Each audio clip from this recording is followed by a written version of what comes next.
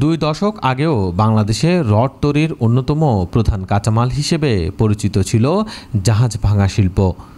পুরনো জাহাজ কেটে পাওয়া লোহার প্লেট ও টুকরো সরবরাহ হতো রড তৈরির কারখানায়। কিন্তু সময়ের সঙ্গে সঙ্গে সেই চিত্র পাল্টে গেছে। এখন রড তৈরির কাঁচামালের বড় উৎস হয়ে উঠেছে সরাসরি আমদানিকৃত লোহার টুকরা। ফলে ধীরে ধীরে সংকুচিত হয়ে পড়েছে এক সময়ের জাহাজ ভাঙা নির্ভর ইস্পাত শিল্প উদ্যোক্তারা বলছেন, রড তৈরির জন্য সবচেয়ে ভালো মানের কাঁচামাল পাওয়া যায় পুরনো জাহাজ থেকেই। কারণ এইসব জাহাজের ধাতব উৎপাদন আন্তর্জাতিক মান নিয়ন্ত্রণকারী সংস্থার তত্ত্বাবধানে প্রস্তুত হয়। কিন্তু পুরনো জাহাজের আমদানি কমে যাওয়ায় এই উৎকৃষ্ট কাঁচামালের যোগানও কমে যাচ্ছে। এর প্রভাব পড়ছে শুধু রড উৎপাদনে নয়, এর সঙ্গে যুক্ত তামা, পিতল, দস্তা, হালকা প্রকৌশল, নৌযান নির্মাণ এবং পুরনো আসবাব পুনর্ব্যবহারের খাতেও।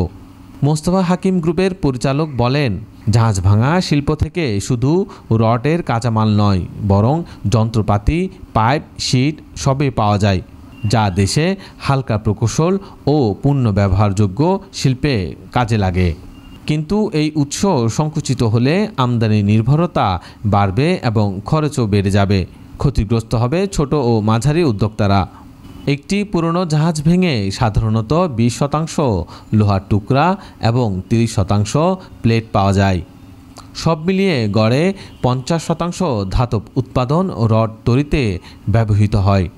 2004-05 অর্থবছরে যেখানে জাহাজ ভাঙা শিল্প থেকে রড তৈরির 80% কাঁচামাল পাওয়া যেত, 2024-25 অর্থবছরে তা নেমে এসেছে মাত্র 7%।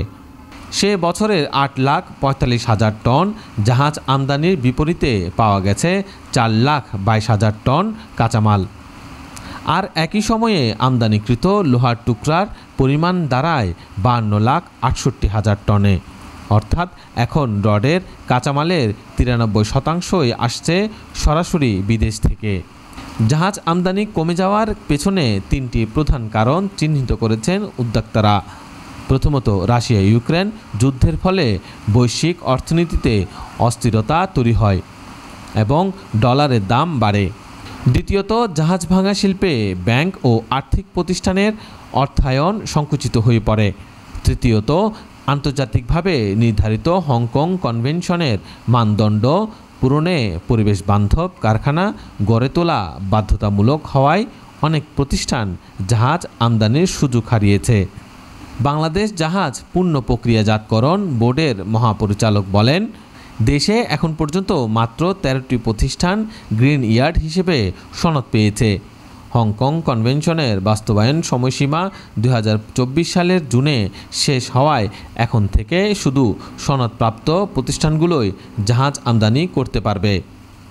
বাংলাদেশে পরিবেশ বান্ধব জাহাজ ভাঙা কারখানার পথিকৃৎ হল PHP ship breaking and recycling industry limited.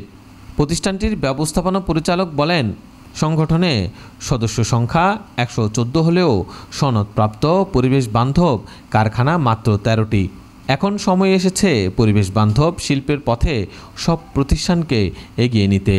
এই জন্য সরকারের নীতিগত সহায়তা দরকার, যাতে নতুন কারখানাগুলো প্রয়োজনীয় অবকাঠামো গড়ে সনদ পেতে পারে।